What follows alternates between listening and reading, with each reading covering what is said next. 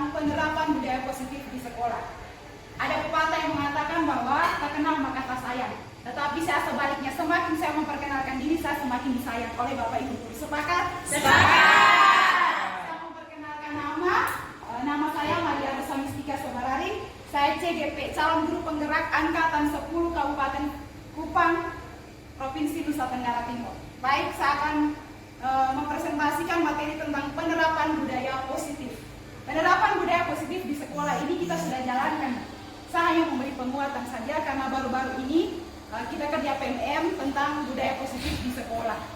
Jadi saya tegaskan lagi, budaya positif ini bukan dijalankan oleh kita Bapak Ibu guru saja, tapi kita semua warga sekolah harus mendayangkan budaya positif. Mulai dari security, Bapak Ibu guru pegawai, satpam, Bapak Ibu guru dan kepala sekolah. Latar belakang. Kita lihat filosofi Ki Hajar Dewantara, pendidikan itu hanya suatu tuntunan di mana hidup tumbuh anak-anak kita. Artinya hidup anak terletak di luar kecakapan atau kehendak kita kaum pendidik. Jadi kita hanya menuntut anak itu sendiri. Jadi kita tidak bisa merubah anak. Jadi anak mempunyai dua kodrat, yaitu kodrat alam. Anak tumbuh sesuai dengan kodrat alam dan kodrat zaman. Kita tidak bisa merubah anak seperti apa, kita hanya menuntut anak. Seperti contohnya pada padi, petani padi. Kita tanam padi, kita hanya bisa memberi pupuk, membersihkan tumbuhan di sekitar padi, tapi kita tidak bisa mengubah padi menjadi jagung. Sama seperti dengan murid kita tidak bisa merubah dia seperti yang kita inginkan, karena kita hanya bisa menuntun dia ke jalannya Pak Benar. Setuju? Setuju. Begitu kita sudah sama-sama membuat visi guru penggerak, visi saya sendiri dengan visi sekolah. Di mana dalam menjalankan visi sekolah itu kita harus menerapkan namanya budaya positif agar tercipta lingkungan yang aman dan positif di sekolah kita. Stimulus respon 8 teori kontrol pandangan tentang dunia. Pertama, stimulus respon tentang dunia, realitas kebutuhan. Yang berikut kebutuhan kita itu berbeda. Pertama, semua orang melihat hal yang sama. Setiap orang memiliki gambaran berbeda. Yang kedua, kita mencoba mengubah orang agar berpandangan sama dengan kita.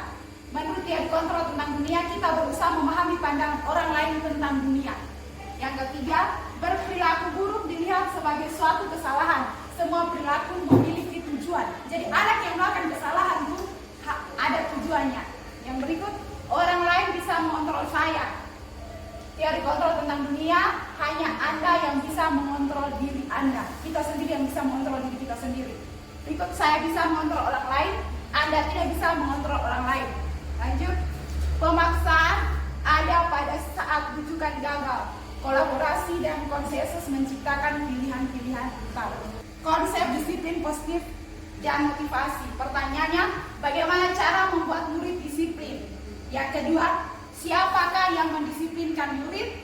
Yang ketiga, apakah guru yang bisa mendisiplinkan murid? Atau orang tua murid? Atau murid itu sendiri?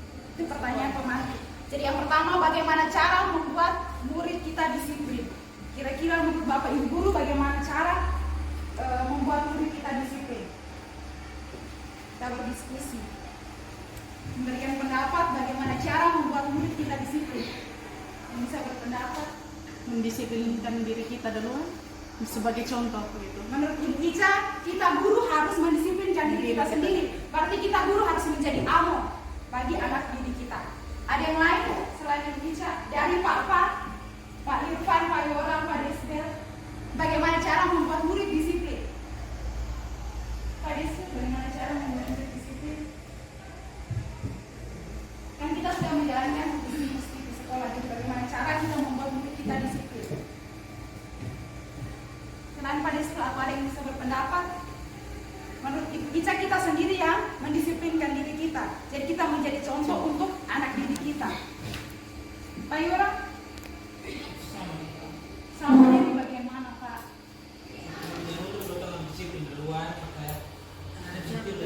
Jadi kita menjadi contoh. Jadi kita semua sepakat. Yang pertama, bagaimana cara membuat murid disiplin? Kita semua sepakat bahwa kita harus mendisiplinkan diri kita sendiri. Jadi mulai hari ini kita harus tanamkan dalam diri kita mendisiplinkan diri kita sendiri. Di tahun ajaran baru kita bukan suruh siswa datang pagi, tetapi kita juga datang pagi sama-sama dengan siswa. Sepakat?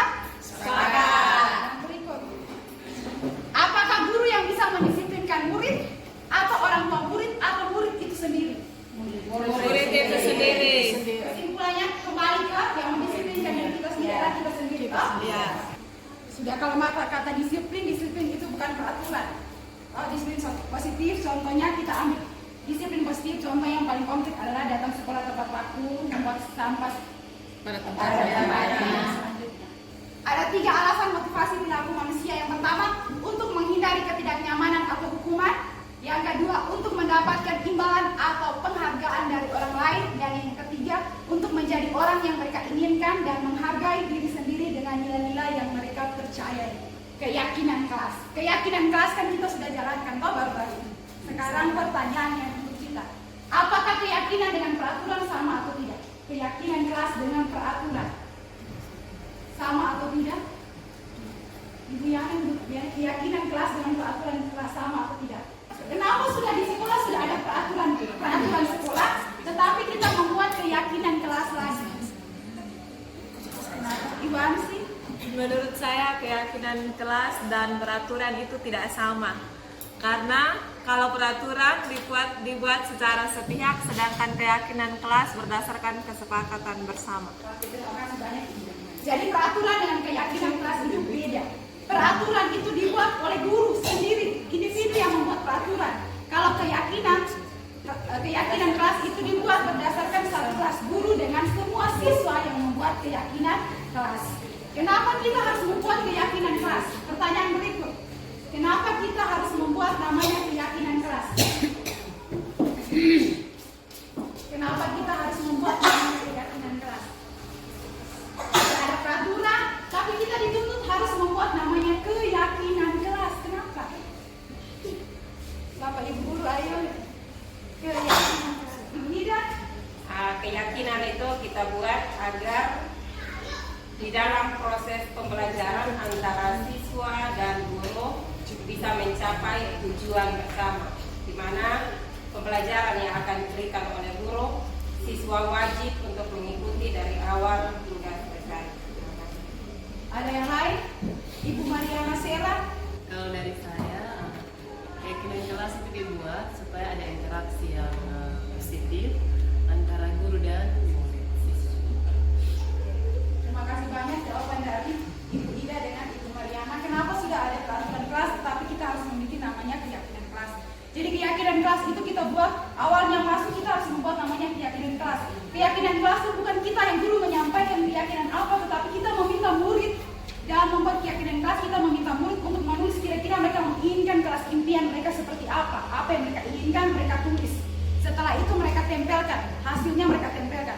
Ingat, keyakinan kelas itu harus bersifat positif, bukan negatif. Contoh, jangan membuang sampah sembarang tempat, harus membuang sampah pada tempatnya. Keyakinan kelas. Jadi setelah semua siswa, contoh dalam kelas ada 32 siswa menulis kelas impian mereka seperti apa yang mereka impikan. Kalau jadi wali kelas impian, kalau guru mata pelajaran, apa yang mereka impikan selama proses pembelajaran IPS contohnya. Jadi semua murid tulis keyakinan kelas. Setelah itu guru wajib membaca semua keyakinan kelas yang ditulis oleh murid. Jangan menanyakan mereka kesepakatan mana yang mereka sepakati. Ingat, keyakinan kelas tidak boleh banyak, supaya murid bisa menjalani dengan baik. Setelah tulis habis itu, keyakinan kelas itu harus ditandatangani oleh semua siswa di dalam kelas bahwa mereka benar-benar menjalankan keyakinan kelas.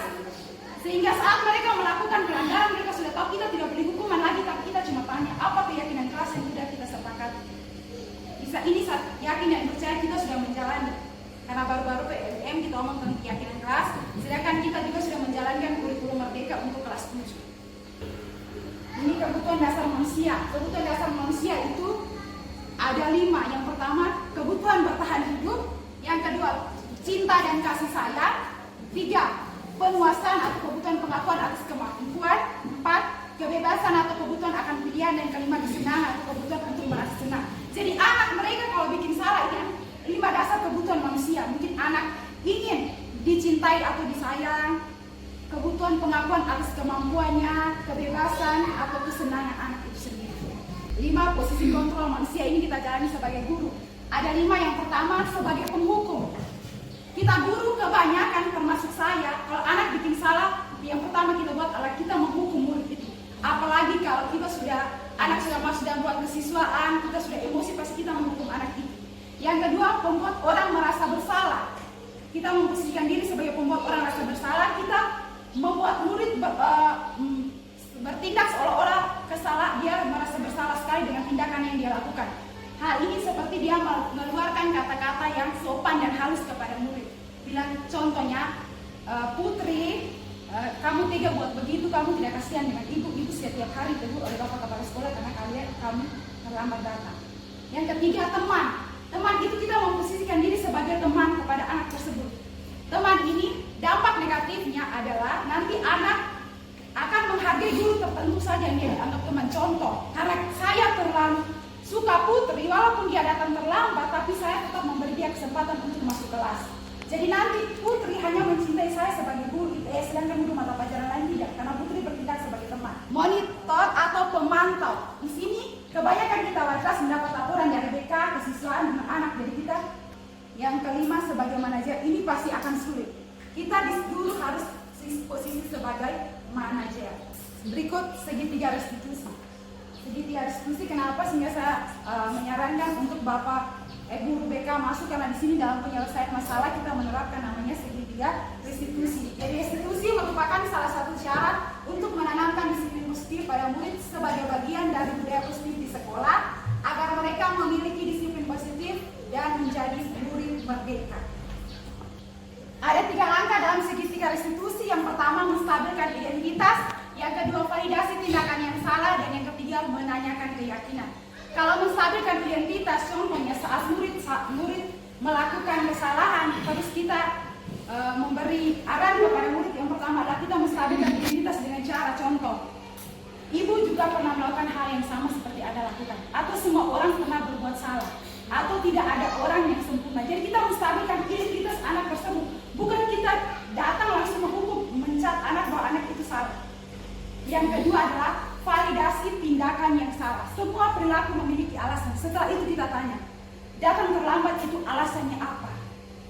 Bolos alasannya apa? Lompat pagar itu alasannya apa? Kita tanya kepada mereka. Yang ketiga, menanyakan keyakinan. Setelah mereka menceritakan tentang kesalahan yang mereka buat, kita menanyakan keyakinan. Kira-kira yang Anda buat, yang anak buat itu sesuai dengan kesepakatan kelas kita atau tidak? Sesuai dengan keyakinan kita atau tidak? Jadi saya yakin dan percaya segitiga restitusi ini kita semua sudah jalankan. Tetapi kita tidak tahu kalau dia punya ada 3 bagian, itu menstabilkan identitas, validasi tindakan yang salah, dan menyanyikan keyakinan.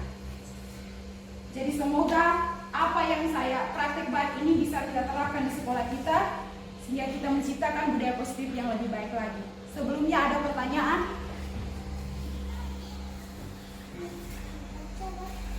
Ada pertanyaan dari teman-teman atau masukan? Tidak? Oke, cukup. Oke, selamat siang. Terima kasih banyak. Tuhan memberkati. Selamat siang. Oke, terima kasih banyak.